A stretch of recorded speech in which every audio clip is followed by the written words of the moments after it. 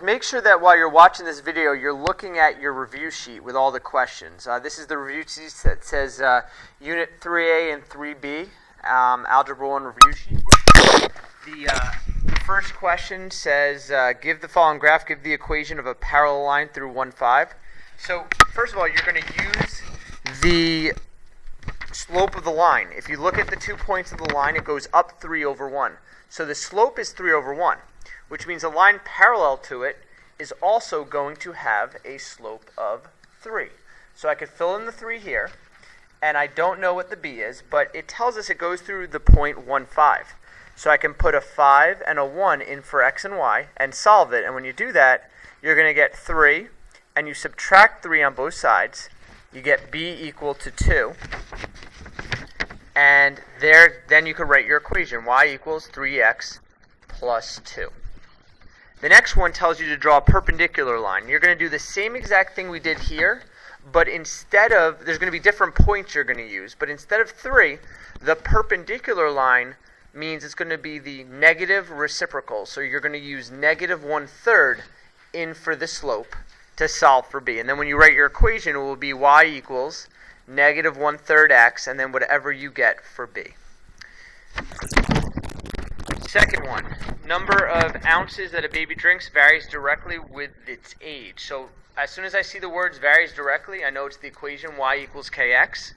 And I know that the ounces the baby drinks, so this is how much the baby drinks, is going to vary directly with the age, with the its age in weeks. So the information it gives us is an 8-week-old baby drinks 6 ounces. So I can put that information in the appropriate spot, and then you're going to solve. Divide both sides by 8, and you find out what k is. K is 6 over 8, which reduces to 3/4. So the equation that you got to write is y equals 3/4 x, and there's your answer to number 2. Number 3, if you read the question, for what it's worth, the car was bought in 1990, and so it says let x equal 0 correspond to 1990. So the $12,000 was when the car was first bought. So that's like the y-intercept. And then it says it depreciates, which means goes down 1,300 a year. Well, 1,300, it's negative because it depreciates per year, and this would be the equation that you can write from that situation. Now it says graph your equation, so you're going to just make sure that it doesn't really matter what scale you use as long as you use even intervals. And this over here is going to be the years since 1990, 1 year, 2 years, 3 years, 4 years, and so on. And then you're just going to graph it. And then every year you just have to go down 1,300. So if this is 11,000 right here, it would go down to about here and then over 1. And you would just graph your line. Oh, sorry, that is the y-intercept at the 1,200. And make sure you label. I didn't label right there, but you want to label your graph. Pizza costs, the cost of pizza is 11 plus 2t, where t stands for the toppings. What does the 11 mean? Well, the 11 is the y-intercept. That's when there are 0 toppings. So the 11 pretty much means the cost of just a plain pizza. What does the 2 mean? That's the cost per topping. And if you have $17, how many toppings can you get? So I'm going to plug in the 17 for the cost and then solve it. You end up with 6 equals 2t. I divide everything by 2, and I get the number of toppings has to be 3 for it to be $17. Next one, you have the points 2, -3, and r1, but we give you the slope. And since I know the slope equals 4, the slope formula is always y minus y. So I'm going to do y minus y, -3 minus 1, over x minus x, 2 minus r. And I know that's going to equal the slope, and I'm going to put that as a fraction of 4 over 1. I could simplify -3 minus 1 as -4. And now that I have a proportion, I can cross multiply and set them equal. -4 times 1 is -4, which equals, now don't forget you have to distribute this 4 to both terms. So you end up with 8 minus 4r, and we're going to subtract 8 on both sides. and you end up with negative 12 is equal to negative 4r. I divide by a negative 4, and r equals 3. All right, go ahead on the back.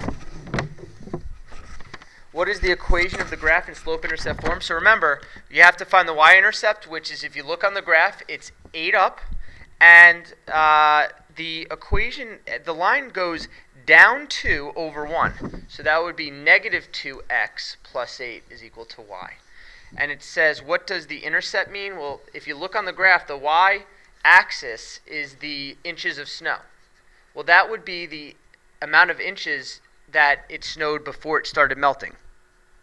The slope means that if you look at the time, it's, I don't know, it says, it looks like it's minutes, or I'm sorry, it looks like it's hours. So on a warm day, that the snow, the y goes down 2 every 1 of x. So that would mean that the snow is melting 2 inches per 1 hour. Number 8, you have a line passing through the point negative 4, 3, and a slope of negative 8. Write it in slope point form. So it's y minus y, but the y happens to be 3, is equal to the slope, which is m, negative 8 times x minus whatever the x is.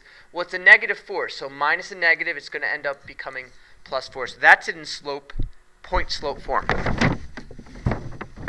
Number 9, you buy an iPod. The table shows its value for 2 and 5 years. At what rate is it losing value? That's the slope. If you look at your table, those are just 2 points. You have 2, 240, and 5, 120. So we're going to do the slope formula. 240 minus 120, the y's over 2 minus 5, and you end up with 120 over 3, negative 3, which would be negative 40. So it's losing value at $40 a year, because that's negative 40 over 1. The year is the x, and the negative 40 is the y, which is the value of the iPod. Write an equation for it as a value of the function of time. Well, that's just putting it in slope-intercept form. So we already know that the slope is negative 40. And now all we have to do is plug in either one of these points. I'm going to use that one to solve for b. Negative 40 times 2, I'm just going to put it in as negative 80, plus b. So I add 80 to both sides, and that gets me 320 equals b. So the equation would be y equals negative 40x plus 320. And then it says, when will it be, what did it cost? Well, that would be here. Before the year started going and it started losing value, the y-intercept, or the b, is what it originally was, $320. And it says, when will it be worth nothing? So I don't know the x, but I do know the y. Nothing would mean the cost would equal 0. So I'm going to just plug in a 0 for y and solve it. I'm going to subtract 320. Would get me negative 320 equals negative 40x. I divide both sides by negative 40, and you get 8. So that would mean that after 8 years, the iPod would be worth nothing. Number 10, growing pumpkins. After 3 weeks, the diameter is 20.1 inches. After 7 weeks, the diameter is 46.9. Graph this data. Well, in order to graph it, we have to find an equation.